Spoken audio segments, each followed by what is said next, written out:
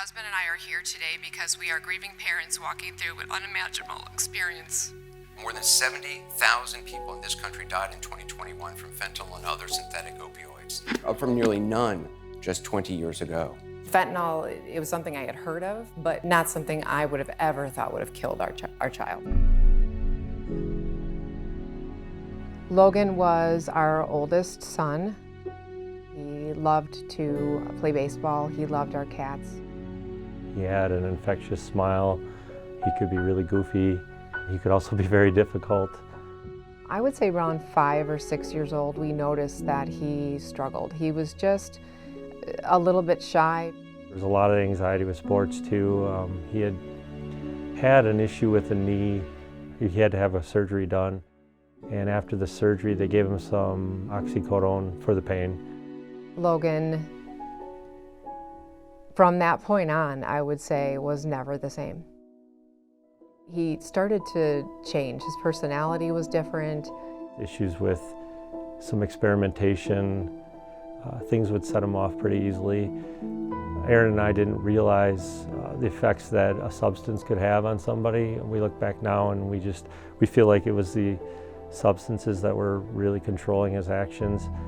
Valentine's Day 2021, my husband and I were sitting on the couch. Erin got a phone call from Logan's best friend, and that's not something we normally would have gotten, so we knew something was wrong, Erin especially. Mrs. Rockwell, you have to call down to UW-Milwaukee Police Department right away. It was her intuition was like, something's wrong with Logan. She actually said he's gone, which I had a hard time believing. We called our other son, Caden, home, and the three of us drove down to UW-Milwaukee. The police pulled us into a room, and they told us he was dead, that he was gone. It was just an awful night. There's just so many kids out there wrestling with all of these things that are in our world. We really want to get to the young generation out there so that they understand what's out there. According to the DEA, fentanyl is now the leading cause of death in the United States for people ages 18 to 45.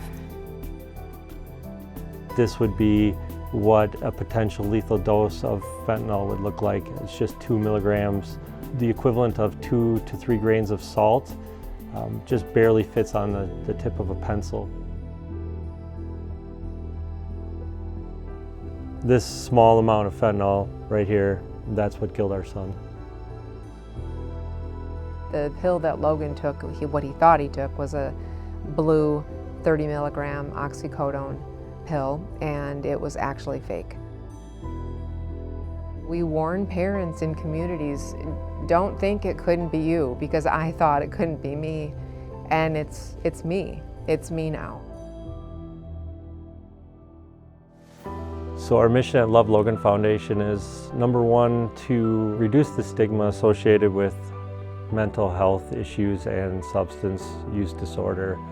The future that we really want to build with Love Logan is getting to the faces of the captive audience of kids. Our job, and a school's job, is to teach kids how to adult, right? And how to send them off to college and make good choices and be successful. We don't want to put this out there as just say no to drugs. It has to be more of an awareness campaign, and that's what we really want to focus on. So just know, K-N-O-W, know what Narcan is, know what's out there, and they can make informed decisions and they can make good decisions.